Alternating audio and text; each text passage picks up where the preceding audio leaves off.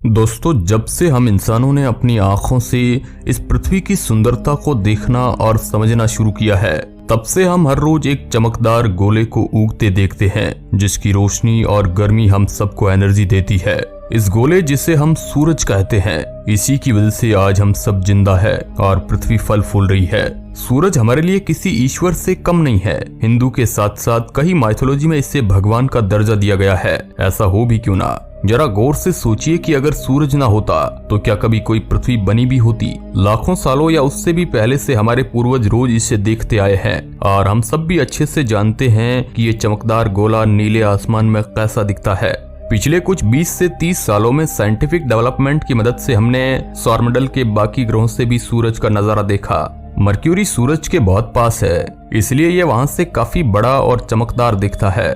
और वीनस की तो क्या ही बात करें, एक्सेस एसिड के कारण वहां सूरज दिखता ही नहीं है। और मार्स पर भी इसका नजारा काफी हद तक पृथ्वी के जैसा ही है। हाँ, लेकिन मार्स की सुबह और शाम नीले सूरज के दृश्य से होती है। बाकी गैसियस प्लेनेट के अंदर तो नहीं जाया जा सकता, लेकिन उनके बाहर से सूरज केवल एक शांत चमकदार गोला दिखता है।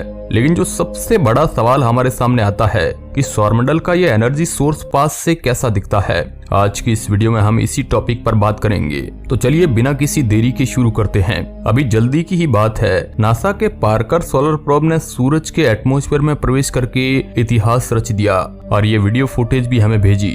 आप इस वीडियो में इलेक्ट्रिकली चार्ज गैसेज और प्लाज्मा को बहुत तेजी से सूरज के बाहर निकलते हुए देख सकते हैं। इन्हें कोरोनल स्ट्रीमर्स कहा जाता है। सूरज दूर से जितना शांत है, पास से उतना ही भयानक। किस्मत से सूरज को स्टडी करने के लिए हमें इसके पास जाने की जरूरत नहीं है। कई दशकों से एस्ट्रोनॉमर्स टेलीस्कोप से सूरज को देखते आए हैं और आज तो हमारे पास कई एडवांस ग्राउंड बेस्ड और सैटेलाइट बेस्ड टेलीस्कोप भी है। सूरज एक बहुत ही बड़ा विशालकाय आग का गोला है जो धधकते हुए प्लाज्मा से बना है। प्लाज्मा मैटर का ही एक स्टेट होता है जिसमें मैटर इतना ज्यादा हीटेड हो जाता है कि उसके एटम से इलेक्ट्रॉन और न्यूक्लियर पार्टिकल्स अलग अलग हो जाते हैं। क्योंकि सूरज के पास सॉलिड मैटर नहीं मौजूद है, तो इसके पास कोई ठोस सतह या अलग लेयर नहीं है। जैसा कि आप में से काफी लोगों को पता होगा कि सूरज मेनली हाइड्रोजन और हीलियम से ही बना है, तो इसलिए इसकी अलग अलग लेयर्स को हाइड्रोजन और हीलियम की डेंसिटीज के बेसिस पर क्लासिफाई किया गया है। हम तक जो रोशनी पहुंचती है वह सूरज के कोर में एक प्रोसेस के चलते बनती है जिसे कहते हैं न्यूक्लियर फ्यूजन। लाइट बहुत छोटे छोटे पार्टिकल्स से मिलकर बनी होती है जिन्हें कहते हैं फोटॉन्स। सूर्य के गर्भ में ये हाईली एनर्जेटिक फोटॉन्स बहुत स्पीड से इधर उधर टकराते रहते हैं। लाखों सालों की कशमकश के बाद आखिरकार ये पार्टिकल्स उस लेयर तक पहुंचते हैं जहां प्लाज्मा की डेंसिटी काफी कम है और उस लेयर को फोटोस्फेयर कहते हैं। फोटोस्फेयर वह आखिरी लेयर है जहां तक फोटॉन्स को स्ट्रगल करना पड़ता है, क्योंकि इसके बाद तो वे खुले स्पेस में लाइट स्पीड से निकल जाते हैं। निकले हुए उन अरबों फोटॉन्स में से कुछ 8 मिनट और 20 सेकंड के बाद पृथ्वी पर गिरते हैं और उन्हीं में से कुछ हमारी आंखों में आकर हमें सूरज की तस्वीर दिखाते हैं। सूरज के एटमॉस्फेयर में फोटोस्फेयर वह सबसे गहरी लेयर होती है जिसे हम डायरेक्टली देख सकते हैं, इसलिए हम इसे सूरज की सतह भी कह सकते हैं, जिसकी चौड़ाई लगभग 400 किलोमीटर यानी 250 मील के करीब है। हालांकि सुनने में ये नंबर भले ही ज्यादा लगे, लेकिन सूरज के टोटल वैल्यू के कंपैरिजन में ये लेयर बहुत पतली है। फोटोस्फेयर का टेम्परेचर 5500 डिग्री सेल्सियस जितना ज्यादा होता है। अगर आपको इस बात का अंदाजा नहीं है कि ये कितना ज्यादा है, तो आपको बता दें कि इतना टेम्परेचर पृथ्वी के hardest naturally occurring metal diamond को चुटकियों में पिघला सकता है। जरा सूरज की सतह की इस फोटो पर नजर डालिए। इसमें आपको अनगिनत छोटे छोटे सेल की तरह के स्ट्रक्चर्स दिखेंगे जिनका शेप और साइज लगातार बदल रहा है। इस तस्वीर को डेनियल के एनोयू सोलर टेलीस्कोप से खींचा गया और ये फोटोस्फीयर की अब तक की हाईएस्ट रेजोल्यूशन इमेज है। ये तस्वीर इतनी क्लियर है कि हम इसमें सूरज को 30 किलोमीटर के एरिया तक मैग्नीफाई भी कर सकते हैं। ये नंबर आपको भले ही बड़ा लग रहा हो, लेकिन सूरज के सामने ये बहुत ही छोटा है और इसलिए ये हमारी बहुत बड़ी कामयाबी है। सतह में ये छोटे छोटे स्ट्रक्चर्स हमें उबलते हुए बुलबुलों की तरह इसलिए लग रहे हैं क्योंकि निचली लेयर से गर्म प्लाज्मा बार बार सतह पर आ रहा है और ठंडा होकर वापस नीचे जाता रहता है। ये प्रक्रिया बिल्कुल पानी के उबलने की तरह है और इसे कन्वेक्शन कहते हैं। चमकदार रीजन वह है जहां पर गर्म प्लाज्मा नीचे से ऊपर आ रहा है और डार्क लाइंस उन रीजन्स को दिखा रही है जहां पर ये ठंडा होकर नीचे जा रहा है। वैसे यहाँ पर मैं आपको एक शॉकिंग फैक्ट बताना चाहूंगा।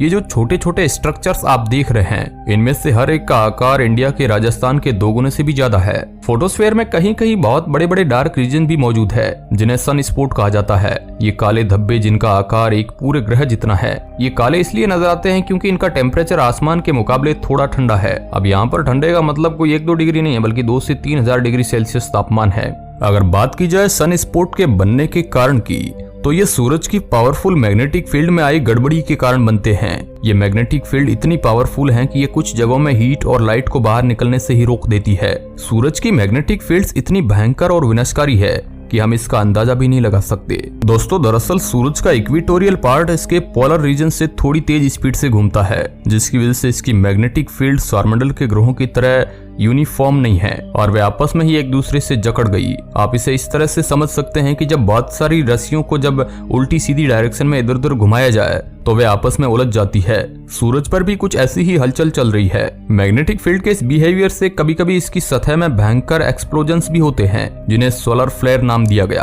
कभी कभी सोलर फ्लेयर्स के साथ साथ कोरोनल मास इंजेक्शन भी होते हैं, जिसमें अरबों टन चार्ज पार्टिकल्स बहुत स्पीड के साथ स्पेस में उछलते हैं। इस वीडियो फुटेज में आप देख सकते हैं कि ये देखने में कैसे लगते होंगे, लेकिन मैं अभी भी आपको बता दूं कि ये सच में बहुत भयानक होते हैं। सोलर फ्लेयर्स पूरे सौरमंडल के सबसे विनाशकारी एक्सप्लोजन्स होते हैं। अगर एक भी सोलर फ्लेयर हमारी पृथ्वी की तरफ आ जाए तो हमारी मैग्नेटिक फील्ड हमें इससे बचा तो लेगी, लेकिन इसकी हमें बहुत भारी कीमत चुकानी पड़ जाएगी। चार्ज पार्टिकल्स के कारण हमारी सारी सैटेलाइट एक झटके में बेकार हो जाएगी। एटमॉस्फेयर में सोलर रेडिएशन आ जाएगी और पोलर रीजन में अरोराज बन जाएगी, और वह भी काफी लंबे समय के लिए। 23 जुलाई 2012 को एक भयंकर कोरोनल मास एजेक्शन हमारी पृथ्वी से टकराने ही वाला था, लेकिन किस्मत से पृथ्वी केवल 1 हफ्ते के रिवोल्यूशन से बच गई। दोस्तों, फोटोस्फीयर को और भी अच्छे से समझकर और मैग्नेटिक फील्ड्स पर लगातार जानकारी हासिल करते रहने से हम इसका अनुमान लगा सकते हैं कि कब अगला सोलर फ्लेयर हम पर हमला कर सकता है। बदकिस्मती से ना ही हम उस सोलर फ्लेयर्स को रोक सकते हैं और ना ही पृथ्वी को खिसका सकते हैं। हाँ, लेकिन हम सोलर फ्लेयर्स के बुरे परिणामों के लिए तैयार तो जरूर हो सकते हैं। चलिए थोड़ी नजर सूरज के स्ट्रक्चर पर डाल लेते हैं। दोस्तों, हमारे सूरज का रेडियस लगभग 7 लाख किलोमीटर जितना के करीब है और ये हमारे सौरमंडल का 99.86% मास कवर करता है। इतने ज्यादा मास के कारण सूरज की खुद की ग्रेविटी ही इसे कोलैप्स करने में लगी रहती है, लेकिन इसके कोर में हो रहे न्यूक्लियर फ्यूजन की प्रक्रिया में जो एनर्जी निकलती है वही ग्रेविटेशनल फोर्स को बैलेंस रखे हुए है। असल में सूरज के कोर में टेम्परेचर और प्रेशर बहुत ज्यादा है, जिसकी वजह से वहां पर सब एटॉमिक पार्टिकल्स बहुत स्पीड से मूव करते हैं। इस स्पीड के कारण हाइड्रोजन एटम के न्यूक्लियस, जो कि केवल फोटोन होते हैं, वे आपस में आकर जुड़ जाते हैं और इस प्रक्रिया में बहुत भयंकर एनर्जी निकलती है। हाँ, ये मानते हैं कि प्रोटॉन के बीच रिपल्सिव फोर्स बहुत ज्यादा होती है और इसलिए इन्हें आपस में जोड़ना यहाँ पृथ्वी पर संभव नहीं है। लेकिन दोस्तों, जैसा कि मैंने कहा, सूरज के सेंटर में टेम्परेचर और प्रेशर बहुत ज्यादा होता है और इसलिए ये प्रक्रिया वहां मुमकिन हो पाती है। हाइड्रोजन एटम के प्रोटॉन्स आपस में मिलकर हीलियम एटम का न्यूक्लियस बनाते हैं। ये प्रोसेस असल में कितनी एनर्जेटिक होती है, इसका अंदाजा देने के लिए मैं आपको बता दूं कि हमारा सूरज हर सेकंड लगभग, जो संख्या आप अभी अपनी स्क्रीन पर देख पा रहे हैं, इतनी एनर्जी रिलीज करता है। हालांकि एनर्जी गामा रे के रूप में होती है, जो हमारे लिए तो बहुत खतरनाक है। कोर से निकलने के बाद ये गामा रे रेडिएशन जोन और कन्वेक्शन जोन में कई लाख साल तक ट्रेवल करती रहती है और उसके बाद ये फोटोस्फीयर तक पहुंचती है, लेकिन तब तक इनकी एनर्जी काफी कम हो चुकी होती है और ये विजिबल स्पेक्ट्रम तक आ जाती है। उसके बाद ये नॉर्मल लाइट सूरज के लास्ट डेंस एटमॉस्फेयर को चीरते हुए स्पेस में निकल जाती है। खैर, सूरज के बारे में आज हमने काफी कुछ जाना दोस्तों। इसके अलावा भी सूरज पर बहुत सारे राज अभी दफन है और एस्ट्रोनॉमर्स एक एक करके सूरज के बारे में सभी जानकारी इकट्ठा करने की कोशिश कर रहे हैं। हमें उम्मीद है कि आपको ये वीडियो पसंद आई होगी।